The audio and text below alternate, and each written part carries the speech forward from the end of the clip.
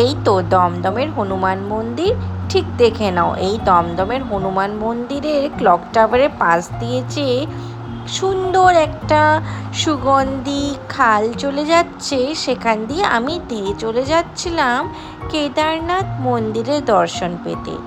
বিশ্বাস করো, এতটা তাড়া ছিল মনের মধ্যে যে কি বলি। হনুমান মন্দির থেকে টোটো বা রিক্সা নিয়ে তোমরা যেতে পারো, কারণ অনেকটাই পথ হাঁটা ছিল। প্রায় আমার তো 15-20 মিনিটের মতন লাগলো। এবার যেরকম স্পিড তোমরা হাঁটতে চাইলে হাঁটতে পারো, কিন্তু হ্যাঁ, এত সুন্দর একটা খাল ধার দিয়ে যেতে কিন্তু দারুণ লাগছিল। একদম নির্ঝঞ্ঝাট জায়গা ছিল, চারিপাশটা কীরকম জানি সুনসান গাছপালা দিয়ে ঢাকা, এরম একটা পরিবেশ ছিল, গা ছমছমে ছিল। কিন্তু যাই হোক, অবশেষে যখন কেদার বাবার দর্শন পেলাম, খুব ভালো লাগলো। পাশে একটা সুন্দর গ্রাউন্ড ছিল, যেখানে বাচ্চারা ফুটবল খেলছিল। এই গ্রাউন্ডটা আসলে বুঝে যাবেন যে খুব কাছাকাছি এসে গেছি। তার পাশে কিন্তু স্বামী বিবেকানন্দর এই স্ট্যাচুটি একদম লক্ষ্য করে রাখবে। মন্দিরটা কিন্তু 4 বছর পুরনো। এবার এটা যেহেতু নিউ কনস্ট্রাকশন করেছে, তাই জন্য এতটি সুন্দর হয়েছে। একদম মনে হবে যে কেদারনাথে এসে দাঁড়িয়ে রয়েছি। আমি তো কোনোদিন এখনও যাওয়া সৌভাগ্য হয়ে ওঠেনি।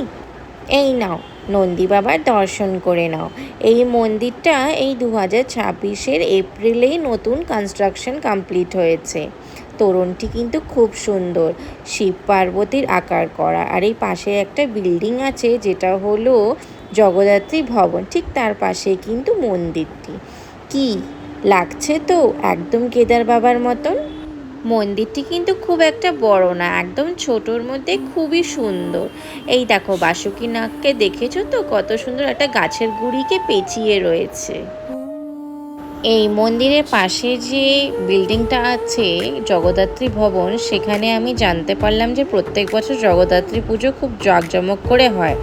তো আপনারা জগদ্ধাত্রী পুজোর সময় অবশ্যই গিয়ে কিন্তু দর্শন করে আসবেন। আর এই লোকেশনটা কিন্তু দমদম জয়পুর বলে।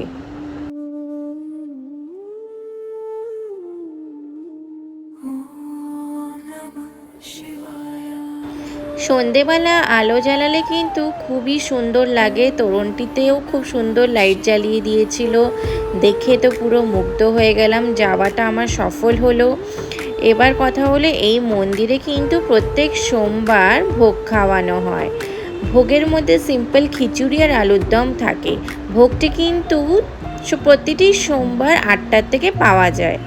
ভোগের জন্য কিন্তু কোনো মূল্য লাগে না। তো আপনারা যারা যারা ইচ্ছুক, তারা সোমবার 8টার দিকে গেলে অবশ্যই কিন্তু এই ভোগটি পাবেন।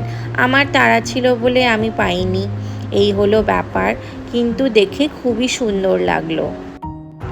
আমার ভিডিওটি ভালো লাগলে লাইক সাবস্ক্রাইব করতে কিন্তু ভুলবে না, আর শেয়ার করো যারা যারা এই মন্দিরে যেতে চায়। টাটা।